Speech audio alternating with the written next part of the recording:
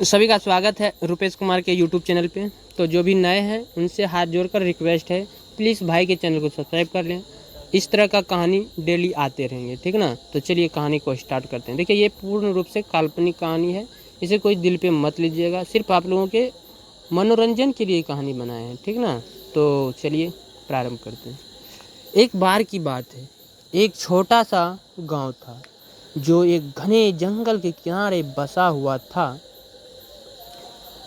उस गांव में एक पुराना टूटा फूटा हवेली था, जिसे कि लोग भूतिया हवेली भी कहते थे, कहा जाता था।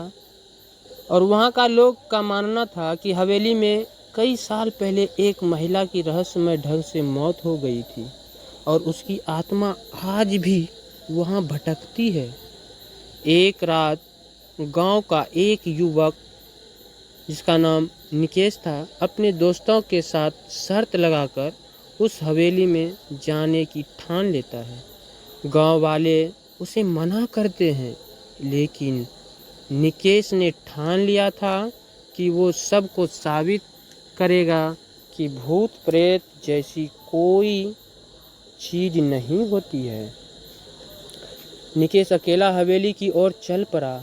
आधी रात का समय था और हवेली के पास पहुंचते ही उसे चारों तरफ अजीब सा सन्नाटा महसूस हुआ। हवेली के दरवाजे से हल्की हल्की चिरचिराहट की आवाज़ आ रही थी, जैसे कोई उसे धीरे से खोलने की कोशिश कर रहा हो। निकेश ने दरवाज़ा खोला और अंदर कदम रखा। अंदर अंधेरा था, सिर्फ उसकी टॉर्च की हल्की रोशनी थी। हवेली के पुराने फर्नीचर और जाले उसे बेहद डरावने लगे, लेकिन वह खुद को बहादुर दिखाने के लिए आगे बढ़ता गया। तभी अचानक एक कोने से उसे किसी के चलने की आवाज़ आई। उसने टॉर्च की रोशनी उस ओर घुमाई, लेकिन वहाँ कुछ नहीं था। उसके दिल की धड़कन तेज हो गई, फिर भी वह आगे बढ़ता रहा। कुछ ही देर बाद उसे महसूस हुआ कि उसके पीछे कोई है। उसने मुड़कर देखा, लेकिन फिर वही खालीपन।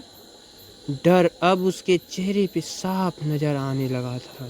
तभी अचानक ठंडी हवा का झोंका आया और निकेश को किसी के कानों में फुसफुसाने की आवाज़ सुनाई दी। तुम यहाँ क्यों आए हो? निकेश ने तुरंत भागने की कोशिश की, लेकिन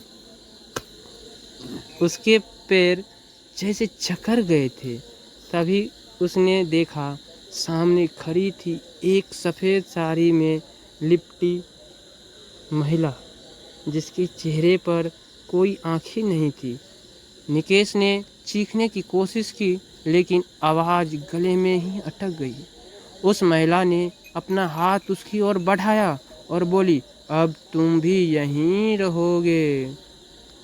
इतना कहते ही जब अगली सुबह हुआ तो गांव वालों ने निकेश को हवेली के पास बेसुध पड़ा पाया।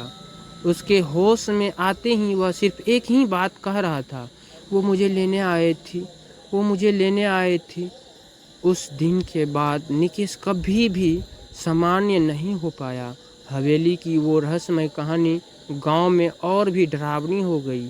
कोई नहीं जानता कि उस रात निकेश ने क्या देखा, लेकिन उसके चेहरे पर पसरा डर सब कुछ बयां कर देता था। तो गाइस, बताइएगा कमेंट में कहानी कैसा लगा। अब मिलते हैं किसी और कहानी के साथ। बाय।